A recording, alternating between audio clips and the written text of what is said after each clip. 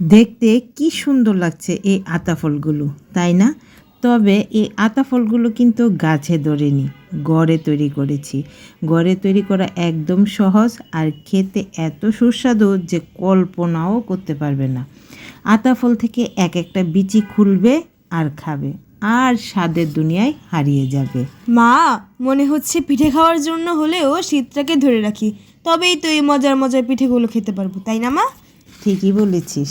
তবে চলো ঝটপট তৈরি করে ফেলি আমাদের আজকের রেসিপি। আর সেই জন্য দেখতে পেলে নিয়ে নিলাম নারকেল।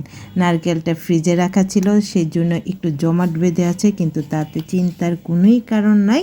আস্তে আস্তে করে জমাটও খুলে যাবে আর সুন্দর নর্মাল পজিশনে চলে আসবে।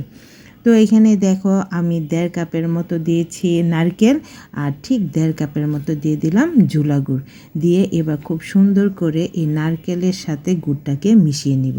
আগে ভালো করে নারকেলের সাথে গুড়টাকে মিশিয়ে ভালো করে জাল করে নিব, আর তারপর এর সাথে বাকি কিছু উপাদান দিয়ে দিব। তো দেখতে পাচ্ছ আমি কিন্তু অনবরত নেড়ে চেড়ে একটু ভেঙে তারপর সম্পূর্ণটা সুন্দর করে মিশিয়ে দেওয়ার চেষ্টা করছি। এইভাবে সম্পূর্ণটা খুব ভালো করে মিশিয়ে দিব। আর তারপর এখানে দিয়ে দিব স্বাদ বাড়ানোর জন্য 1 প্যাকেট গুঁড়ো দুধ। এটা কিন্তু অবশ্যই দিও, তাহলে খুব ভালো হয় খেতে পুরটা। তো গুঁড়ো দুধটাকে খুব ভালো করে এবার সব কিছুর সাথে মিশিয়ে দিব, আর তারপর অনবরত জাল দিয়ে নেড়ে চেড়ে একটা সুন্দর পাক তুলে নিব। আর এই পাকটা অবশ্যই কিন্তু একদম টাইট করো না, তাহলে বেশি শক্ত হয়ে যাবে, খেতে আর ভালো লাগবে না। তো দেখো আমার নারকেল পুরটা কিন্তু খুব ভালো করে জাল করে নিয়েছি। এবার এটা চুলা থেকে নামিয়ে রাখবো আর সামান্য ঠান্ডা করে নিব। এটা ঠান্ডা হতে থাক, ততক্ষণে আমরা কিন্তু ডোটা তৈরি করে নিব। আর সেই জন্য একটা প্যান বসিয়ে দিলাম, আর তাতে দিয়ে দিলাম এটা কি বলো তো, এটা হচ্ছে তাল। হ্যাঁ, এই সময় তাল আবার কোথায় পাওয়া যাবে? তালটা আমি আগেই খুব সুন্দর করে ডিপ ফ্রিজে সংরক্ষণ করে রেখেছিলাম, আর তারপর সেখান থেকে আজকে 1 কাপের মতো নিয়ে নিলাম। আর এই তালটা খেতে কিন্তু ঠিক সেম আগের মতোই স্বাদ। তো তোমরা চাইলে এভাবে কিন্তু তাল ডিপ ফ্রিজে রেখে পরে বের করে যে কোনো সময় খেয়ে নিতে পারো। তো দেখো দিয়ে দিলাম 1 কাপ তাল, তার সাথে দিয়ে দিলাম 1 কাপ পানি, দিয়ে দিলাম একটু ফুড কালার, অপশনাল, চাইলে দিতে পারো, না চাইলে নাও দিতে পারো, তবে কালারটা যেন সুন্দর আসে সেই জন্য আমি একটু ফুড কালার দিয়ে দিলাম, অরেঞ্জ ফুড কালার। আর এখানে দিয়ে দিলাম সামান্য লবণ, পরিমাণ অনুযায়ী লবণটা দিয়ে সব কিছু খুব ভালো করে মিশিয়ে তারপর ফুটিয়ে নিলাম। আর তারপর এখানে দিয়ে দিব আমি 2.5 কাপ চালের গুঁড়ো। মাপটা যদি তোমরা সম্পূর্ণ ঠিক রাখো তাহলে কিন্তু একদম চোখ বন্ধ করে পারফেক্ট একটা ডো তৈরি করে নিতে পারবে। তো দেখো 2.5 কাপ চালের গুঁড়ো দিয়ে দিলাম, দিয়ে এবার সবগুলো খুব সুন্দর করে মিশিয়ে নিব। চুলার আঁচটা এই পর্যায়ে অবশ্যই কমিয়ে রাখবে, নতুবা নিচের দিকে ধরে যাবে, তখন পুড়ে গেলে আর ভালো লাগবে না। তো সেই জন্য চুলার আঁচটা কমিয়ে তারপর অনবরত এইভাবে মিশিয়ে নিতে হবে। সবগুলো যখন ভালোভাবে না মিশলেও মোটামুটি মিশে যাবে, সেই পর্যায়ে আমি চুলার আঁচটা অফ করে দিব, আর তারপর এটাকে ঢাকনা দিয়ে ঢেকে সামান্য ঠান্ডা হতে সময় দিব। তো দেখো আমি কিন্তু মোটামুটি ভালো করে সম্পূর্ণ মিশিয়ে নিয়েছি। এবার এটাকে ঢাকনা দিয়ে ঢেকে দিব, আর ততক্ষণে দেখতে পাবে যে পুরটা অবশ্যই অনেকটাই ঠান্ডা হয়ে যাবে। তো এবার গুলগুল করে এরকম ছোট ছোট সাইজের করে বলের মতো করে নেব। যতগুলো তোমার দরকার, যতটা পিঠে বানাবে সেই অনুযায়ী কিন্তু বলগুলো তৈরি করে নিতে হবে। তো দেখতে পাচ্ছ আমার কিন্তু এক ধরনের বল তৈরি করা হয়ে গেল। আর ততক্ষণে এই বল তৈরি করতে করতে আমাদের ডোটাও দেখবে অনেকটাই ঠান্ডা হয়ে যাবে। তো এবার হালকা গরম থাকতেই খুব ভালো করে ডোটাকে মেখে সুন্দর করে ডোয়ের শেপ দিয়ে নিতে হবে। তো দেখতে পাচ্ছ অনবরত মেখে খুব ভালো করে কিন্তু ডোটাকে তৈরি করে নিয়েছি। আর আমাদের ডোটা কি পরিমাণ পারফেক্ট হয়েছে আশা করি তোমরা দেখেই বুঝে নিয়েছো। তো দেখো এরকমভাবে ডোটা তৈরি করে নিতে হবে। আর এই ডোটা তৈরি হয়ে গেলে হাতে একটু ঘি বা সাদা তেল যেটাও একটা মাখিয়ে নিবে, আর মাখিয়ে নিয়ে তারপর এখান থেকে একদম ছোট ছোট করে লিচি কেটে নিবে।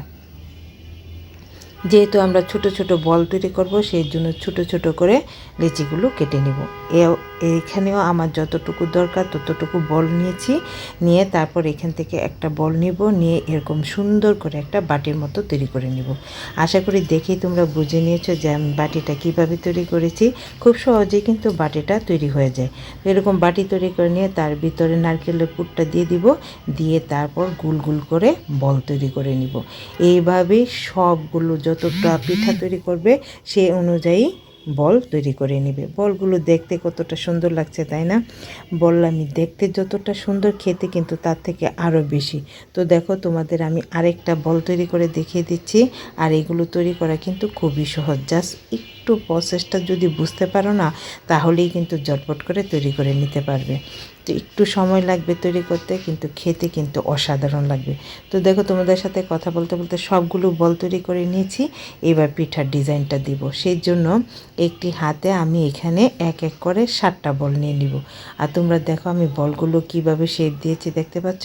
এভাবে 7টা বল নিয়ে তারপর একসাথে রেখে জাস্ট একটু হাতে চাপা দিয়ে ধরবো, আর তাহলে আতা ফলের ডিজাইন রেডি। কত সহজে তৈরি হয়ে গেল তাই না? এগুলো কিন্তু তোমরা চাইলে গায়ে হলুদের বা যে কোনো অনুষ্ঠানে সুন্দর করে ডিজাইন পিঠা যেখানে তৈরি করা হয় সেখানে ডিজাইন পিঠার আইটেম হিসেবে এটাকে রাখতে পারো, দেখবে অনেক সুন্দর লাগবে। তো এইভাবে দেখো আরেকটা পিঠা তৈরি করে নিয়েছি, বাকি পিঠাগুলোও সেমভাবে তৈরি করে নিব। আর পিঠাগুলো তৈরি করা হয়ে গেলে জাস্ট তৈরি করতে একটু সময় লাগবে, কিন্তু এটা কিন্তু পরে বাকিটা রেডি হতে একটু সময় লাগবে না। তো দেখো সবগুলো তৈরি করে নিয়ে এবার এটাকে আমি ভাপিয়ে নিব।